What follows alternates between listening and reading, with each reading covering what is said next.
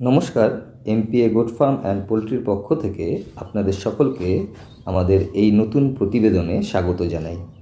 আমাদের এই প্রতিবেদনে আমরা আপনাদের কাছে যে জিনিসটি তুলে ধরতে চাই সেটি হলো, আমরা বিগত ভিডিওতে বলেছিলাম যে একটা ফার্মের মূল চালিকা শক্তি হয় একটি ভালো ব্রিডার।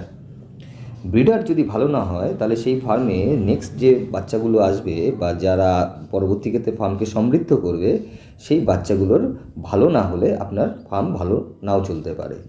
সে কারণে আমরা একটি বড় জাতের ব্রিডার দিয়ে পরীক্ষামূলকভাবে এই কাজটি করেছিলাম। আপনারা স্ক্রিনে দেখতে পাচ্ছেন বাচ্চা এবং কিছু ফিমেল দাঁড়িয়ে আছে।